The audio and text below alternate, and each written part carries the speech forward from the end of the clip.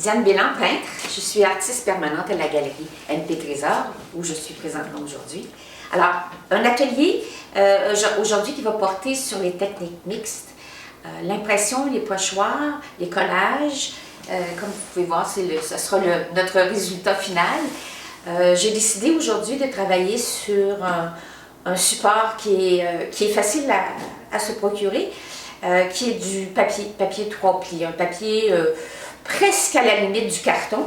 Alors, c'est un papier que j'ai pris de façon rectangulaire, donc c'est un format que j'ai utilisé. Et pour qu'il soit bien résistant et qu'il supporte les différentes couches de colle et de peinture, je l'ai enduit des deux côtés de gesso, qui est une matière faite de colle, de plâtre, et qui sert souvent à imperméabiliser les toiles. Alors, j'en ai mis une couche sur chacun des côtés de mon papier. On va travailler avec le pochoir. Donc, il y a des choses à faire avant de travailler. D'abord, j'avais parlé à un autre atelier que c'est important parfois de se laisser guider par des mots, par des titres. Parfois, ça enligne un peu notre production, notre recherche. Dans ce cas-ci, je me suis inspirée de vieux volumes que j'avais, qui étaient un petit peu abîmés. Et je suis partie de l'idée des mots et ça s'est traduit par il pleut des mots et l'oiseau s'envole. Alors c'est un peu ça qui a comme guidé l'image que vous voyez ici. Alors ce que j'ai fait, c'est que j'ai travaillé à partir de pages de ce livre-là que j'ai découpé en rectangle et en languettes. De ces petits morceaux-là, je suis venue faire des petits fragments qui vont servir à ma production, comme si c'était des feuilles à l'automne qui s'envolent. Alors, je les ai découpés sans vraiment... j'aurais pu penser à des mots particuliers, puis découper des mots particuliers, mais dans ce cas-ci, c'était vraiment plus le sens général des mots qu'un sens particulier. Alors, j'avais fait une série de petits mots. Puis pour faire le pochoir, parce qu'on va travailler avec un pochoir, le pochoir de l'oiseau, si vous êtes moins habile, si c'est plus difficile pour vous de travailler là, à main levée un dessin, ce qu'on peut faire, c'est à partir d'un papier de soie. Quand on a une image qui nous plaît, on va le décalquer et on le trace assez foncé au crayon de plomb. On le travaille assez foncé et après on l'applique le crayon de plomb directement sur notre carton, comme ceci, et on retrace le dessin, ce qui fait que notre dessin, comme il y a du plomb de ce côté-ci, on va faire un repart sur notre carton et à ce moment-là, on peut le découper. Idéalement, c'est avec X-Acto qui est le plus précis. Alors, comme vous voyez, ça c'était mon carton initial. J'ai découpé l'oiseau parce que je vais me servir des deux parties. Elles vont servir de pochoir, un en négatif, un en positif. Pour que ça soit aussi plus intéressant à travailler, surtout si vous voulez travailler parfois sur des séries, c'est d'imperméabiliser aussi les cartons. Donc, encore une fois, cette fois-ci, je les ai imperméabilisés avec le vernis acrylique. Alors, j'enduis les deux cartons de 2 couches pour que lorsque je travaille, ben, ça fait que ça ne ramollit pas. Et je travaille avec des cartons pour faire les pochoirs parce que le papier, pour certains pochoirs, ça peut être intéressant, mais c'est que ça devient rapidement fragile, ça se déchire. Donc, un petit carton mince, parfois, on peut réutiliser les cartons de boîtes de céréales, c'est des choses qui peuvent être utiles. Ou des cartons d'emballage que vous avez. Alors, j'ai toutes mes choses. J'ai mes pochoirs, négatifs et positifs. J'ai aussi fait des pochoirs d'arbres d'automne, c'est-à-dire sans tout nu. J'ai mes fragments d'image, mon image, et j'ai choisi aussi pour compléter une languette d'image qui s'est associée à la nature. Dans ce cas-ci, c'est un peu comme un champ à l'automne avec les herbes, les fleurs, pas les fleurs, mais les plantes séchées. Alors ça, c'est des choses qui vont me servir.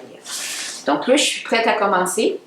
J'ai choisi aujourd'hui 2 couleurs, qui est le brun de sienne brûlé et le noir de Mars. C'est les deux seuls que je vais utiliser aujourd'hui.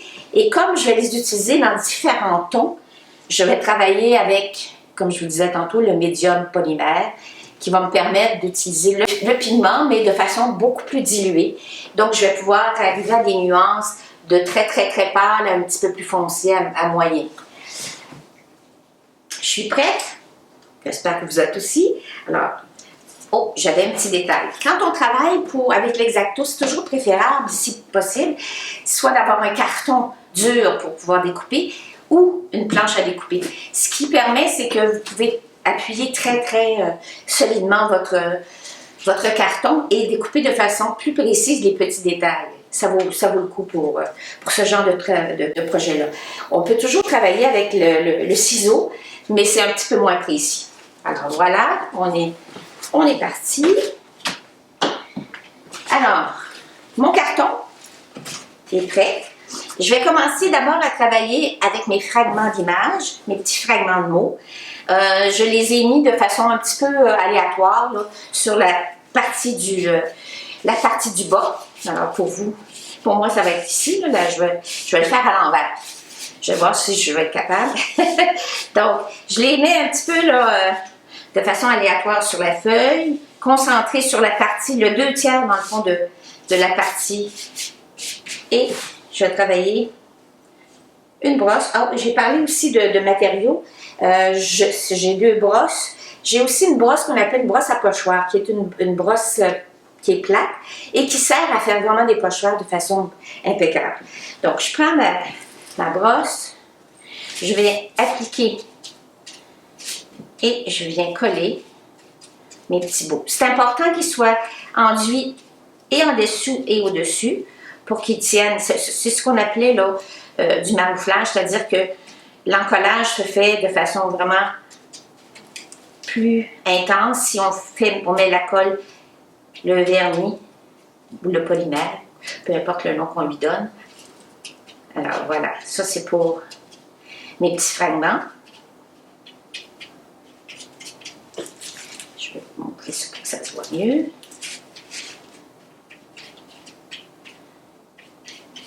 Voilà.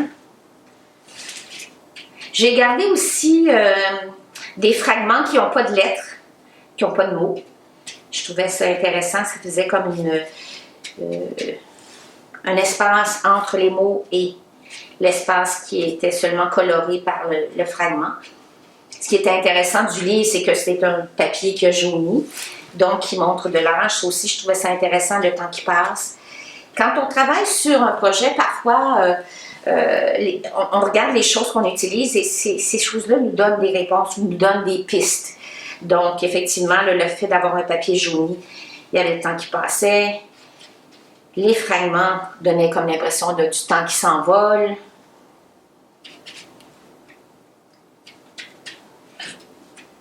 Voilà. Comme vous voyez, elles disparaissent presque à l'image finale. Sauf que si on regarde de près, on les voit toujours. Donc, pour finir ça, ce que je peux faire, c'est, avec le polymère, de repasser par-dessus pour m'assurer qu'ils sont bien collés. C'est facile parce que c'est des petits fragments. On n'est pas obligé nécessairement, dans ce cas-ci, on peut toujours travailler à la spatule, mais comme c'est des petits morceaux, c'est peut-être pas nécessaire. Je viens aussi coller mes 2 fragments, une d'écriture en haut et l'image. Donc, encore une fois, ce qui est important, c'est mettre la colle sur le support de façon assez... et sur le fragment. J'ai déchiré le fragment parce que je voulais je voulais pas que ça soit très précis. Alors, vous voyez l'écriture, je l'ai centrée. Donc, je reviens avec du polymère. Et dans ce cas-ci, je vais travailler avec la spatule pour m'assurer que les bulles d'air sont enlevées.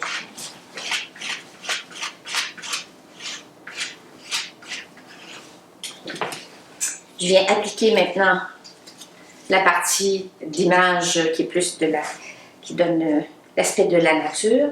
Et là encore, du polymère.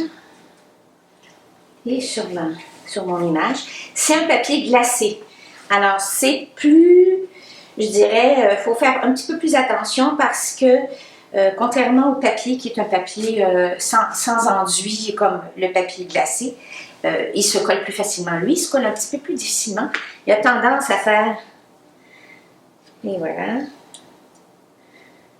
J'avais décidé de laisser un espace entre les deux. Je viens centrer. Là, je vais le faire à l'envers. J'espère que tu es bien. Et puis, ça va coller un petit peu plus. Voilà. Alors, on va voir. Il y a une question d'éclairage aussi. Souvent, si je regarde, là, je vais enlever l'air.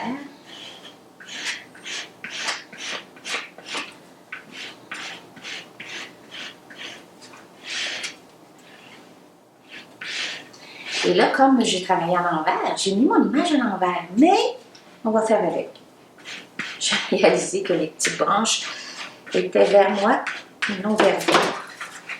Ce que je fais, c'est que souvent, je vais regarder à un autre type d'éclairage pour être sûr que, comme là, ici, je vois que j'ai oublié un petit peu d'air, parce que parfois, on ne voit pas bien de près, donc on peut y aller vraiment pour enlever l'air de...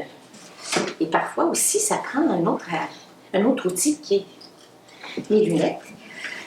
Alors, pour être sûr que j'ai enlevé l'air partout. Alors, voilà. Donc ça, c'est la première étape du projet. Pour compléter ce projet-là, le fait que c'est encore humide un petit peu, ce qu'on va faire, c'est qu'on va travailler avec le brun de sienne. Le brun de sienne brûlé, c'est souvent une base qui donne un brun un petit peu orangé et j'en mets très peu et je viens travailler avec le polymère pour avoir plus moins de pigments, plus de polymère et je viens appliquer sur la feuille. Il faut faire rapidement parce que je vais vous montrer autre chose, c'est qu'après ça, on va venir intervenir avec une pellicule plastique pour venir donner une impression de marbrure qui donne un effet de texture qui est fort intéressant. Alors, mais il faut le faire quand la peinture n'est pas séchée. Et avec le polymère, la difficulté, c'est que ça sèche plus rapidement que si je mettais que du pigment. Alors, il faut aller rapidement. OK. Je prends... Dans ce cas-ci, c'est une pellicule qui recouvre, quand vous achetez des toiles, qui recouvre les toiles, donc il ne se colle pas entre eux, mais si vous n'avez pas ça, vous pouvez prendre du papier saran. C'est un peu je le mets dessus et je viens travailler comme si je faisais des plis.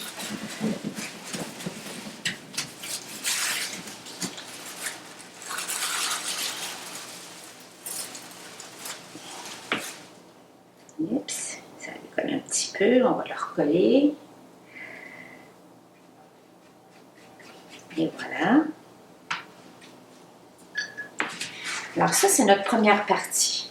Je pourrais aussi, si je voulais, venir accentuer les côtés, hein, comme dans ce cas-ci. On peut revenir avec du pigment là, pour... des fois, ça prend le temps de séchage pour se rendre compte qu'il y a des choses qu'on voudrait améliorer. Disons que pour l'instant, ça me convient. Alors, on met de côté cette partie et on va aller tout de suite. Alors, voilà ce que c'est. C'est un petit peu différent. C'est sûr que dans ce cas-ci, comme c'est une image que je reproduis à plusieurs exemplaires, essayer de trouver la même image semblable, des fois, c'est un petit peu différent. Là. Dans votre cas, comme vous allez utiliser tout sur le même projet, ça sera plus facile. Donc, c'est bien séché. On est rendu à la deuxième étape, qui est de travailler les pochoirs qu'on a préparés tantôt. Alors, l'oiseau, en découpé. Ça, c'est comme, je dirais, la matrice. Hein? On va travailler en pochoir, mais cette fois-ci en négatif, c'est-à-dire qu'on va peindre l'intérieur. Celui-ci, on va venir en impression et avec nos angles aussi. Donc, ce que je vais faire, c'est que je vais d'abord travailler avec cette partie-ci pour venir l'imprimer à 2 reprises sur mon tableau. D'abord, en chevauchement de l'écriture et de l'image, et ensuite celle-ci pour, à la fin, avoir mon oiseau dans le bas de l'image. Donc, je prépare, j'ai mon brun de sienne, je vais aussi avec le noir de Mars, qui va me servir plus pour la deuxième image, mais je les prépare d'avance. Je rajoute du polymère. J'aime bien travailler avec des petits contenants comme ça, ça me permet, dans le fond, de travailler assez rapidement et aussi le fait que ça ne sèche pas. Si je travaille avec trop grosses quantités, ça va avoir tendance à sécher. Alors, avec une autre sorte de brosse, je viens mettre sur ce fragment-là. Alors, je viens appliquer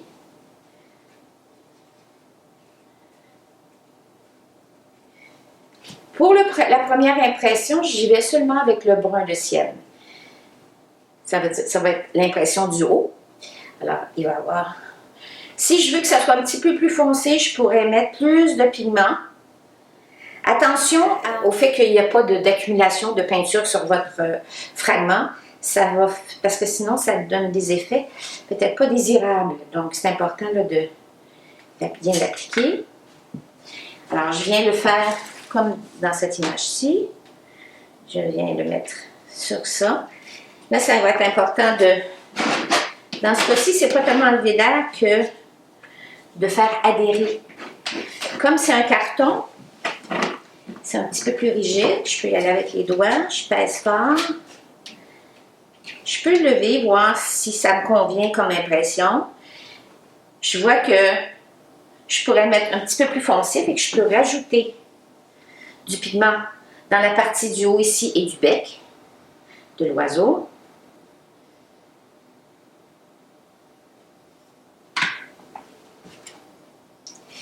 J'essaie d'être plus précise possible. Voilà.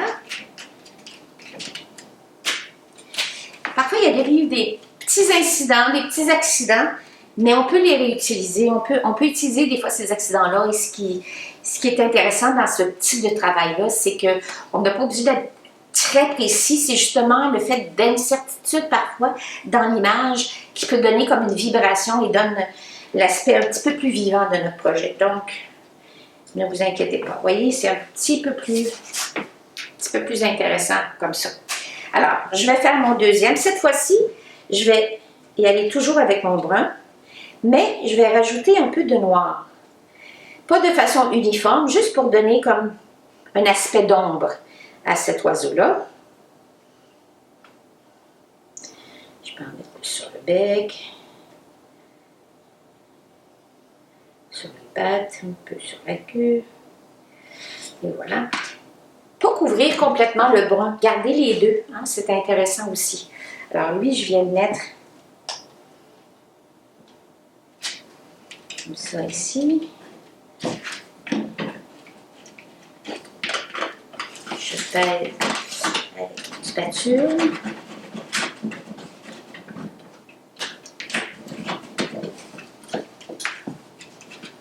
Alors j'ai bien appuyé sous la première impression. Je viens l'enlever sur le son. Est-ce que c'est bien correct? Voilà, ici. Vous voyez, j'ai probablement mis trop de pigment là, au même endroit. Ça fait comme un peu une tache. Mais avec un petit pinceau, je peux revenir retravailler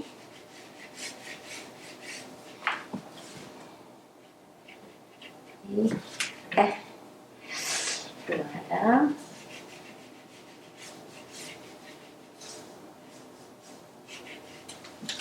Et la dernière sera cette fois-ci avec la matrice originale, originale. qui va nous servir de pochoir. Et là, je vais venir travailler avec mon pinceau à pochoir. Cette étape-ci est importante dans le sens qu'il ne faut pas que cette partie-là bouge. Si on veut que ça reste très précis, il faut vraiment travailler pour qu'elle ne bouge pas. Il faut travailler aussi à la verticale. C'est-à-dire que je ne vais pas glisser comme je fais souvent avec des pinceaux et je vais venir travailler vraiment à la verticale pour venir mettre la peinture dans la matrice et pour que ça ne bouge pas. Et surtout, essayer de faire que notre peinture ne soit pas trop liquide. Donc, à ce moment-ci, je vais moins utiliser de polymère pour que le pigment soit plus intense et qui ne s'insère pas en dessous. Alors, pour que j'aie vraiment le côté un petit peu plus précis là, de l'image. Donc, je viens mettre dessus comme ça. Je vais me rajouter quand même un peu de brun parce que j'en ai beaucoup. Voilà. Toujours bien refermé. L'acrylique, ça ne pardonne pas. Quand ça sèche, c'est fini, on n'utilise plus. Alors, c'est important de bien fermer au fur et à mesure nos tubes.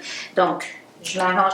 Donc, quand vous faites votre pochoir, un détail que je n'ai pas pensé tantôt, c'est important de vous laisser de l'espace tout le tour pour que vous puissiez bien manipuler, pour que ça soit plus facile à manipuler.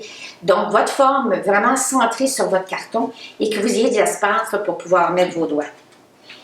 C'est plus facile, ça va faciliter votre travail. Donc, je vais comme ça. Je prends principalement... Oh, je vais vous montrer ça. Je prends principalement du noir, mais je vais aussi avec du brun. Et je m'assure que c'est... Et je viens travailler à la verticale en tapotant. Comme vous avez vu aussi, je n'ai pas rajouté de polymère.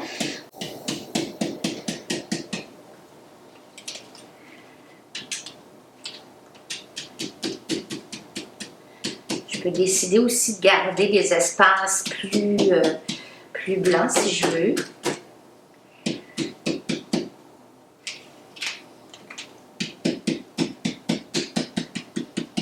Toujours à la verticale.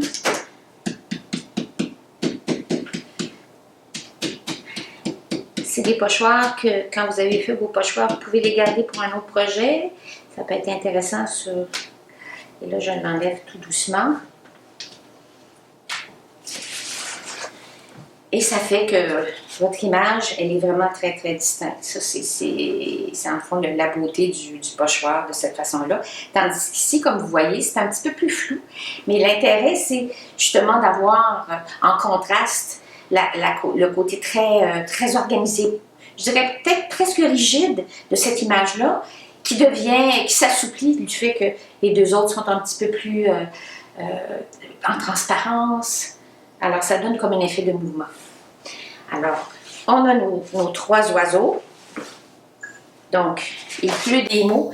Et comme vous pouvez... C'est un film que j'ai vu, il pleut des oiseaux. C'est pour ça qu'il pleut des mots, c'était signifiant pour moi. Et là, je vais arriver avec mes arbres. Alors, j'ai décidé d'encadrer l'image avec une impression d'arbre et dans ce cas-ci aussi d'une branche qui donne une assise à l'oiseau. Encore une fois, on y va avec le noir et le brun. On va mettre ça ici de côté.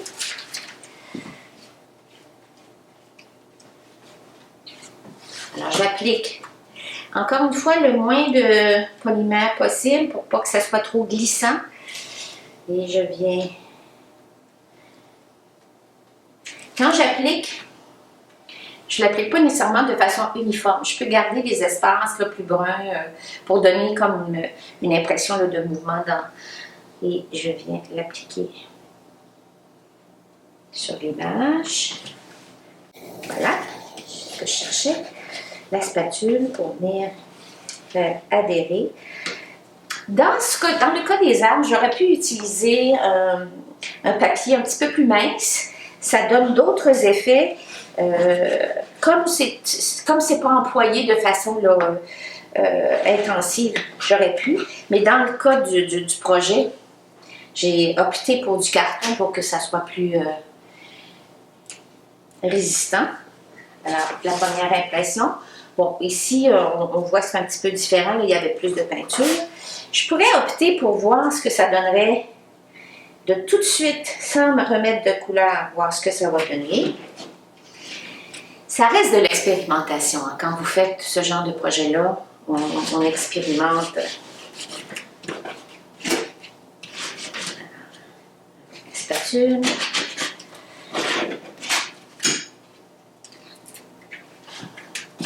Alors, il y a une partie ici qui n'est pas dessinée. Alors, je vais revenir avec du pigment. C'est comme ça, c'est cette partie ici qui n'avait pas assez de couleur. Je vais revenir plus avec du brun. Et voilà. Et je vais venir remettre.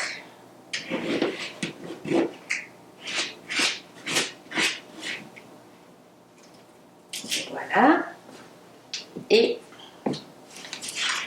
je vais faire comme une branche en bas avec, encore une fois, je rajoute un peu de pigment brun.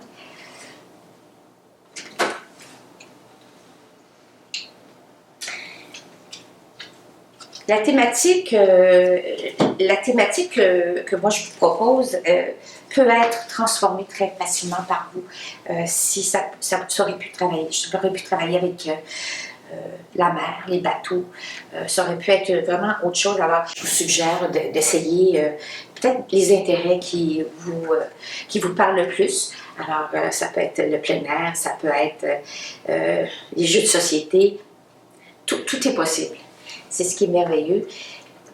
Et ces techniques-là peuvent être utilisées aussi avec le dessin. Là, vous allez voir tantôt, je vais rajouter dans la partie finale. C'est un peu délicat parce qu'on ne la voit pas trop de loin, mais je suis revenue avec des crayons à l'encre pour venir travailler les détails. Alors, ça aussi, ça peut être... Et voilà.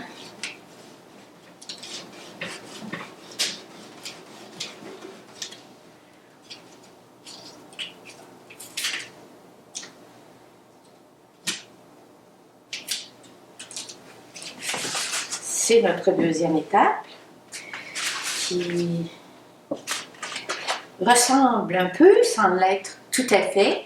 Alors, on va le laisser sécher celui-ci. On va laisser et on va continuer avec cette partie-ci. Alors, nous sommes rendus maintenant à la troisième étape. On vient de finir la deuxième avec les applications de pochoir. Et je voulais revenir un petit peu sur le matériel qu'on a utilisé aujourd'hui. Alors, bien sûr, pot d'eau, crayon. L'important, c'est le polymère. Le polymère qui peut être un médium brillant. Il y a mat. Vous pouvez utiliser, moi j'ai utilisé le brillant aujourd'hui. Des spatules, différents formats. Il y en a qui sont droites, il y en a qui sont avec des angles. L'important, c'est que ça puisse vous aider à enlever l'air sur vos images que vous en collez. X-Acto, avec bien sûr la planche X-Acto si vous en avez, ou un carton plus rigide, ce qui permet de vraiment découper avec précision. Donc, ça c'est important. Dans les peintures, moi j'ai de la Liquidex, mais il y en a vraiment plusieurs compagnies. L'important, c'est d'avoir les couleurs que vous voulez. Moi, dans ce cas-ci, j'ai pris noir de Mars et brun de Sienne brûlé. Ces couleurs-là se retrouvent dans presque toutes les compagnies d'acrylique. Il faut savoir que l'acrylique est un polymère, donc c'est important de bien les fermer après chaque utilisation pour que vous puissiez les garder longtemps. Et je dois vous avouer que ça se garde très très longtemps si c'est dans des bonnes conditions. J'ai utilisé aujourd'hui différents types de pinceaux, brosses, un petit peu plus minces et très très minces pour différents usages. Et surtout, celui-ci aujourd'hui est important, c'est une brosse à pochoir qui a une surface droite parce que ça nous permet de faire vraiment des pochoirs très précis. On pourrait prendre ce type de pinceau-là, mais avec celui-ci, on est sûr vraiment d'avoir une précision au niveau de notre image, ce qui fait que quand on fait notre pochoir, on n'a pas de bavure autour de notre image. Donc, petit pot pour pouvoir mettre votre polymère, dans le fond, pour vous éviter d'en verser à chaque fois, des plats pour mettre votre couleur. On peut savoir qu'il y en a des spécifiques qui sont vendus. Dans ce cas-ci, c'est un plat de crème glacée, de couvercle de crème glacée, ça fait aussi bien l'affaire. Et l'acrylique, quand ça sèche, on peut le peler, on peut le nettoyer en le pelant, donc on peut garder ça de façon intensive. J'avais utilisé aussi une pellicule plastique. Celle-ci, c'est une pellicule, lorsque vous achetez des toiles chez le marchand, qui les recouvre. Vous gardez les plastiques, ils sont très résistants, ils sont intéressants parce qu'ils ne collent pas ensemble et ils servent vraiment à venir travailler la texture sur vos tableaux. J'ai, pour la prochaine étape, besoin aussi de crayons. Ce qui est important, c'est des crayons que j'ai pris, c'est des crayons médiums et c'est des crayons permanents. Parce que je vais venir travailler sur la matière qui est un petit peu plastifiée et je ne veux pas que ça disparaisse avec le temps, donc je prends des crayons d'encre permanents. Donc, cette étape-ci est terminée. J'ai mon image et ce que je vais venir faire, c'est que je vais venir travailler sur le texte pour pouvoir rehausser, dans le fond, mon image et je vais venir faire le contour des objets que j'ai collés. Et même dans ce cas-ci, je vais venir poursuivre l'image. Alors, je vais venir continuer.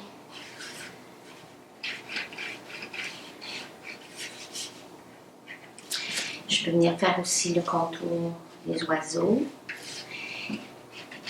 J'aime bien revenir rehausser avec les encres. Je trouve ça intéressant parce que ça nous rapproche du dessin et ça vient comme rendre plus sensible l'image qu'on a utilisée. Alors, je les âmes, je viens faire les contours qui ne sont pas nécessairement précis, qui peuvent être vraiment plus lâches et venir travailler l'écriture. Je travaille souvent l'écriture ou les mots qui ne sont pas nécessairement reconnaissables. On voit que c'est de l'écriture, mais les mots ne sont pas nécessairement reconnaissables. Tout ce que ça donne, c'est qu'on a l'impression vraiment de voir la trace de l'homme, de voir la trace humaine, parce que on est les seuls individus dans la race animale et humaine qui écrit. Alors, je reviens travailler. Alors, je vais venir. Dans ce cas-ci, j'ai travaillé avec le titre qui est Il pleut.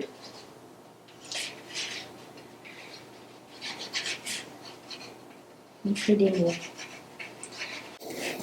Et je suis revenue retravailler dessus pour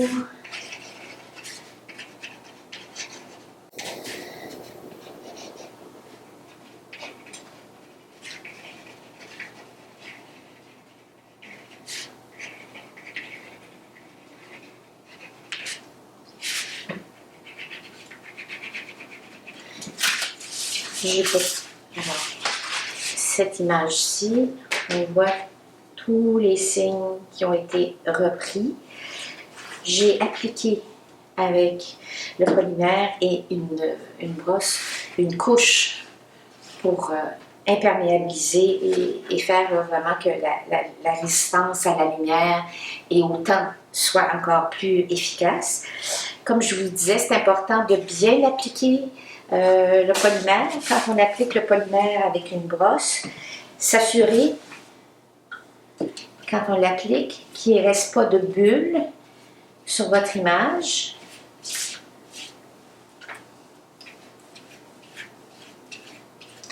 Et de regarder aussi à la lumière, parce que parfois on donne des coups, mais on se rend compte qu'il y a des espaces qui n'ont pas été bien touchés. Alors, juste s'assurer que c'est bien, qu'il y en a partout.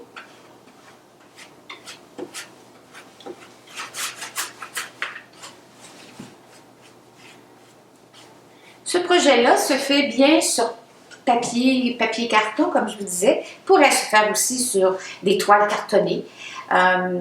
C'est sûr que ça donne une autre texture parce que la toile, elle est un petit peu là, texturée.